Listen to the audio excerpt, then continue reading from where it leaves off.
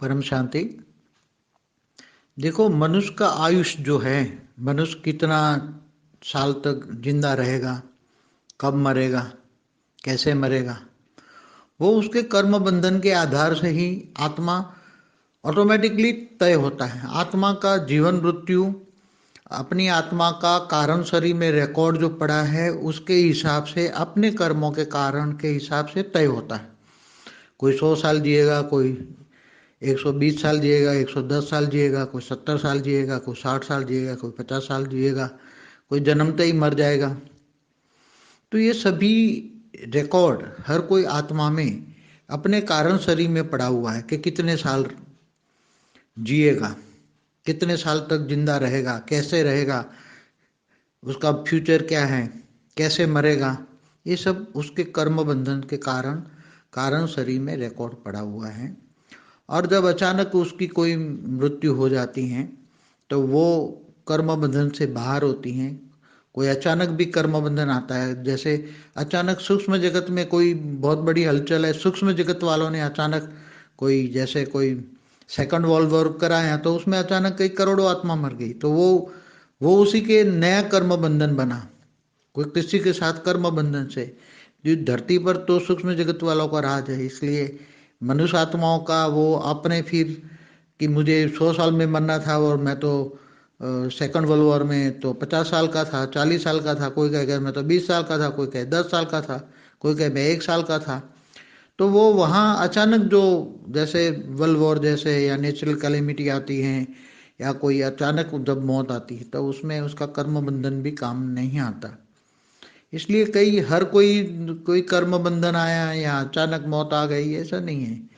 ये धरती पर जो भी सूक्ष्म जगत वाले जो भी प्लान बनाते हैं, फ्यूचर प्लान भी होता है, अचानक भी प्लान होती है। जैसे चाइना का वायरस, तो सूक्ष्म जगत वालों ने, नेगेटिव आत्माओं ने अचानक प्लान बनाया। अब अचानक कोई आगे कोई थोड़ा कुछ वॉर करा दे या नेचुरल कैलेमिटी ला दे कोई अचानक, तो उसमें कई आत्मा एक साथ में मर जाती है। प्लेन क्रैश कोई करा दे तो अचानक मर जाती है। तो उसमें आत्माओं की आयुष के हिसाब से कोई आत्मा खुद भी डिसाइड कर सकती हैं और दूसरों पर डिपेंडेंट रहती हैं, नेचुरल कैलेमिटी पर भी रहती हैं, सूक्ष्म जगत वालों पर भी डिपेंड रहती है।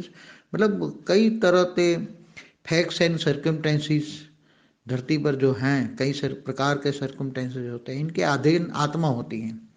आत्मा धरती पर 5 तत्वों में मनुष्य आत्मा और सूक्ष्म जगत की आत्मा जो अभी धरती पर 200 किलोमीटर तक रहती हैं, वो सभी धरती के वायुमंडल के चेंजेस होने में, ऊपर सूक्ष्म जगत वाले बदलने में, ये उनके अधीन होती है।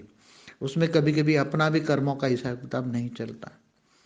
इसलिए जो बेहद के ज्ञानी है, बेहद के विरागी है, बेहद के तरीके से सोचे हैं, बेहद के, कोई 100 साल की आयु कोई फिक्स नहीं किया है। जैसे सतयुग में तो 1 लाख साल की आयु थी।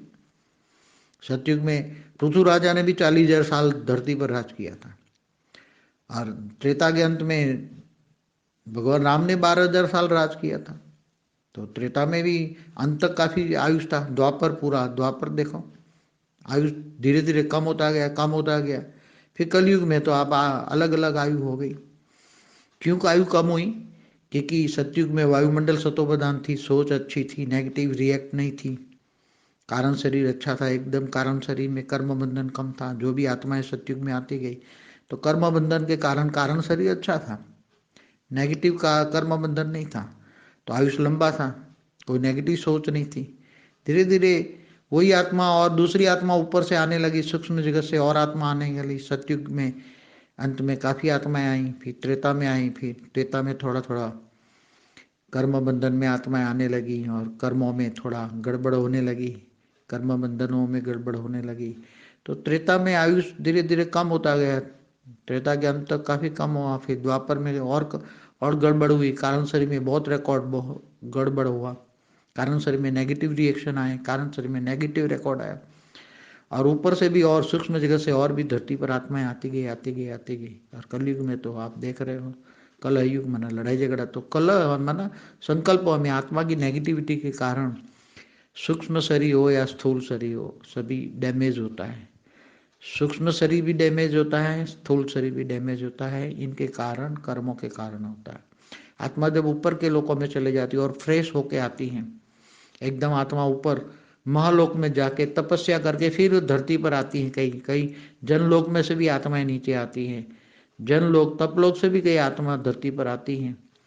तो चलो मुझे अच्छा कार्य करना है, जाके मैं अच्छा काम करूँ। तो ऐसी आत्माएं कर्म बंधन में नहीं होने के कारण भी आत्माएं आती हैं, अच्छा कार्य करने के लिए आती हैं, मगर वही आत्मा फिर अच्छा कार्य करते करते यहाँ नहीं कर सकती और फंस जाती हैं आत्माएं। तो ये अनेक प्रकार के कर्म बंधन, ना कर्म ना हो तो भी बंधन में आ जाती हैं, अपनी इच्छाओं के कारण भी कर्म बंधन में आ जाती है।